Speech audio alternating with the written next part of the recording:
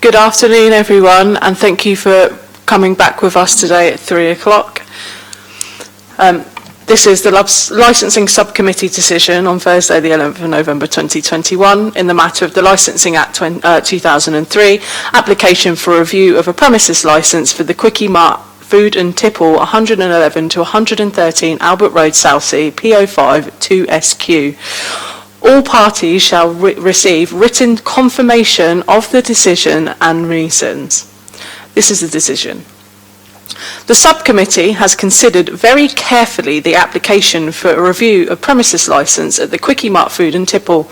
It gave due regard to the Licensing Act 2003, the licensing objectives, statutory guidance and the adopted statement of licensing policy. The subcommittee considered the relevant representations, both written and given at the hearing by all parties. Human rights legislation and the public sector equality duty has been borne in mind whilst making the decision. The subcommittee noted that the application was made by a local resident raising concerns regarding the prevention of crime and disorder, public safety and the prevention of public nuisance. The issues raised relate to late night noise and disturbance from people gathering outside the store throughout the week, drinking alcohol purchased in the store and causing general antisocial behaviour. There had been representation from additional residents, a local ward councillor and the licensing authority as a responsible authority. No formal representation has been made by other responsible authorities, notably the police. A residential representation in support of the premises, but still detailing issues, and a representation expressing support from a local business were also noted. The solicitor for the premises licence holder submitted written representations in advance.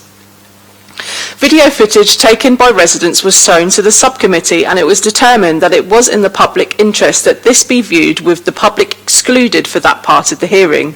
It came to light that several clips, while submitted to the authority in advance of the hearing, had not been disclosed to the premises licence holder. Accordingly, the opportunity for adjournment was offered in today's hearing, but also for longer, if needed to address the evidence. Issue was raised regards the viewing of the footage when the person producing is not present and the incidental filming of inside the premises. The subcommittee considered the issues but decided it should continue to view the footage as it was clearly relevant and internal filming of the premises was likely based on the description due to de minimis. After having heard all of the above evidence and considered all of the options set out within the legislation, ranging from taking no action to the revocation of the premises licence, the subcommittee determined to restrict the sale of alcohol so it is prohibited between the hours of 2 a.m. and 7 a.m. every day of the week. In addition, the premises will be subject to a condition requiring 2 dedicated SIA registered door staff to be on duty between the hours of 8 p.m. and 2 a.m. the following morning on Friday and Saturday. For the avoidance of any doubt, the door staff cannot also fill the separate pre-existing requirement that a personal licence holder be present. Reasons.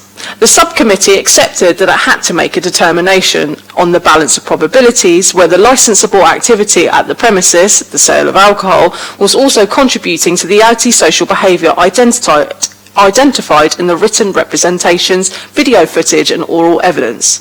The footage showed various antisocial behaviour, including urinating in the street, begging, noise nuisance raised from raised voices and amplified music, and various forms of intimidating behaviour, particularly extreme intoxication.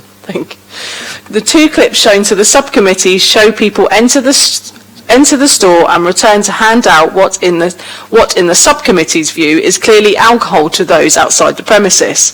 Many of the residents' representations allude to this behaviour, but it is noticed that one in particular states that she has witnessed people buying alcohol in the store and then returning to purchase more when it had been consumed outside. As a result, the evidence combined with the subcommittee was satisfied that the evidence did show, on the balance of probabilities, that alcohol was indeed being purchased within the store and by those outside the store, causing nuisance and disorder. Accordingly, it is agreed that the causal link between the licensable activity and the nuisance has been established, and it is entirely in accordance with the guidance and the Council's policy that it should act to address the impact upon the licensing objectives. The subcommittee concluded that the cases referenced established a legal principle that allowed such action to be taken in these circumstances, even if occurring remotely. In the case, the nuisance is clearly directly outside the premises. It is accepted that there are distinguishing features between this case and the cases cited. It was also accepted that the ASB is not entirely attributable to these premises, there being a number of factors including the consumption of alcohol elsewhere, drug use in the vicinity, and systemic issues of homelessness and begging. However, the subcommittee was satisfied that it was appropriate to take the steps it had to address the extent to which the sale of alcohol at the premises was aggravating these issues in this particular location during the times identified. To the extent that this action can be possibly viewed as a departure from guidance or policy, and it is not necessarily accepted that it is, for example, the guidance noting that the premises ordinarily ought to be allowed to sell alcohol during the hours that they are open, the subcommittee feels that the levels of the disturbance, anxiety and fears caused by the issues in this location, twinned with the clear evidence presented, justified the measured approach taken and would justify any departure. To be clear, the subcommittee did consider all of its options and discussed during deliberation more restrictive action. However, due regard to the financial implications of any decision were duly noted and carefully considered. The hours imposed will bring the premises in line with the nearest off-licensed premises and therefore may reduce the draw to the Quickie Mart at later hours for alcohol or otherwise. It was argued that representations or evidence ought not to be considered if the proponent was not present to be questioned. There is a right of repeal for all parties to the Magistrates' Court within 21 days of formal notification of the decision. The decision has no effect until the expiry of the appeal period or, if lodged, the determination of any appeal.